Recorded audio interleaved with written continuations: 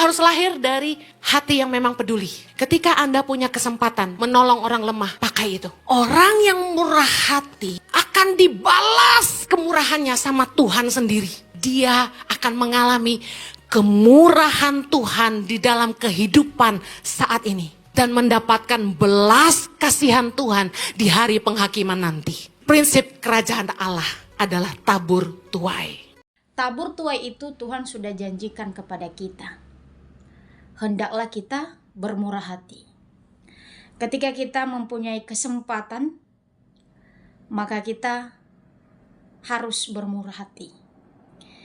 Ketika kita bisa mampu berbagi, maka kita harus melakukannya. Ketika kita mampu untuk bisa berbelas kasihan, menolong orang lain, maka itu kesempatan bagi kita untuk bisa melakukan kemurahan hati. Kebenaran firman Tuhan bisa kita belajar dari Matius pasal 5 ayatnya ke-7. Ya, dikatakan firman Tuhan bahwa berbahagialah orang yang murah hatinya, karena mereka akan beroleh kemurahan. Sekali lagi aku bacakan kepada kita. Berbahagialah orang yang murah hatinya, karena mereka akan beroleh kemurahan. Ya. Berbahagia ini saudara-saudara yang terkasih dalam nama Tuhan Yesus, yang dijanjikan Tuhan kepada kita. Ya. Mengandung janji bahwa ketika kita murah hati, maka kita berbahagia. Ketika kita bermurah hati, maka kita beroleh kemurahan hati juga kepada Tuhan. Ini merupakan firman Tuhan, ucapan Yesus pada saat itu, ucapan kata bahagia, di mana pada saat dia ada di bukit. Ini ada beberapa ayat sebenarnya, namun dengan firman Tuhan yang kita dengarkan dari awal berbicara tentang kemurahan hati, dan dikatakan di ayat yang ke-7 ini, berbahagialah orang yang murah hatinya. Kemurahan hati ini adalah sikap untuk menolong, sikap untuk berbelas kasihan satu sama lain. Dan dengan firman Tuhan ini Tuhan katakan kepada kita dengan beberapa poin yang harus kita perhatikan. Ya, di mana poin yang pertama adalah sifat ilahi. Ya.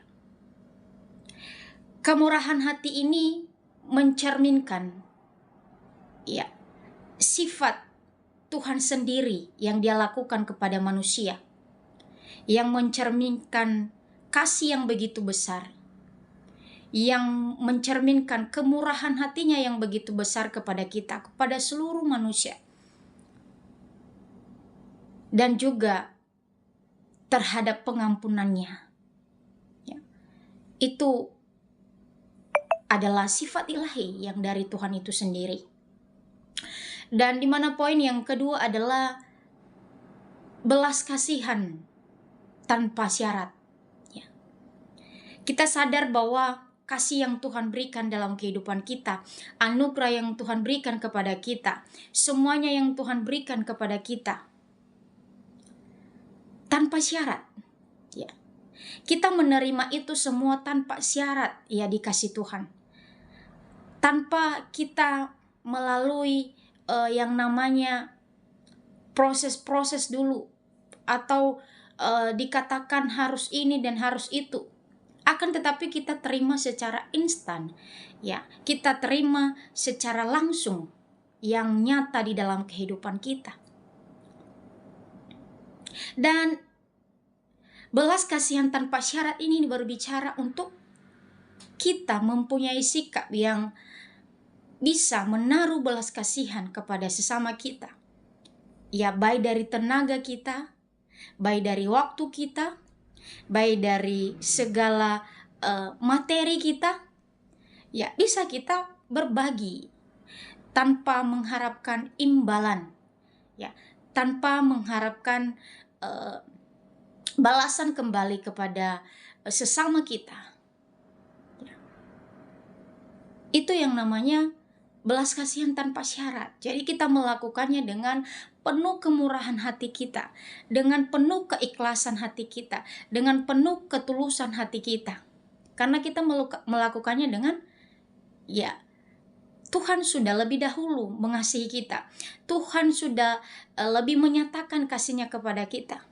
Makanya sifat ilahi tersebut akan teragrep di dalam kehidupan kita, mengalir di dalam kehidupan kita.